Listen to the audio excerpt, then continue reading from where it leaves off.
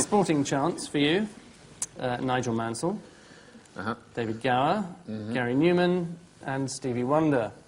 I think there's a car link, isn't it? Because Mansell drives cars, unless Senna's coming up his backside. Which is probably the right place for a Senna to be, really, isn't it?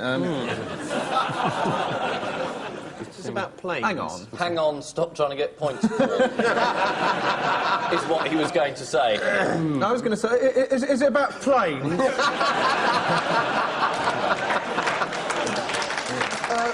At all? It's a moustache question. Only one of them's got a moustache. Two of them have got moustache. Gary Numan's a pilot, isn't he? David Gower, he got in trouble with the cricket authorities for buzzing over the cricket field. Not to mention scoring some runs in the last test. Bastard, no news dropped. I can't imagine that Stevie Wonder flies a plane. Because we would have heard about it, wouldn't we? Oh, he did fly Buddy Holly that one time, didn't he?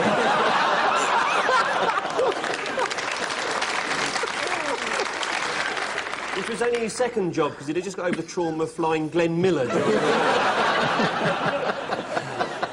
I'd say Stevie Wonder's the odd one out. I'll give you one for that, because the odd one out is David Gower, as all the others are pilots.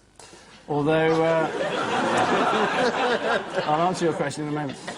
Mansell has a fixed-wing pilot's licence. It must be rather difficult to fit into your jacket pocket. Gary Numan can now do nosedives and tailspins with the same regularity that his records did.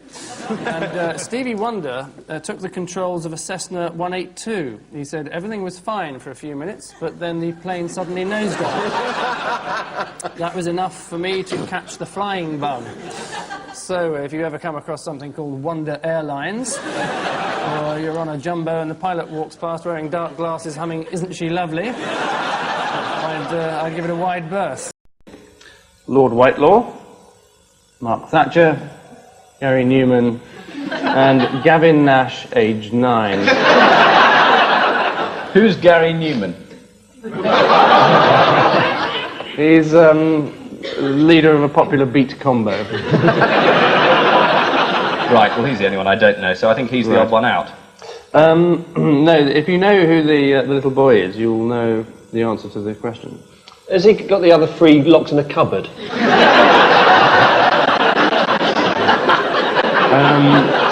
I'm afraid you're nowhere near, Paul, sadly. Oh, I know, they've all sold arms except Mark Thatcher.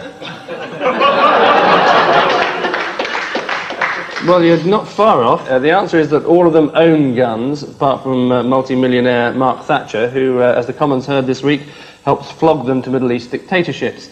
Lord Whitelaw went on a shooting party in 1984 and managed to shoot not only one of the beaters, but his host, Sir Joseph Nickerson. Gavin Nash is one of a number of small boys who've been granted a shotgun licence. Incredible, isn't it? You have to be 16 to have sex, 18 to watch other people have sex, but only 9 to be given the wherewithal to blow someone's brains out.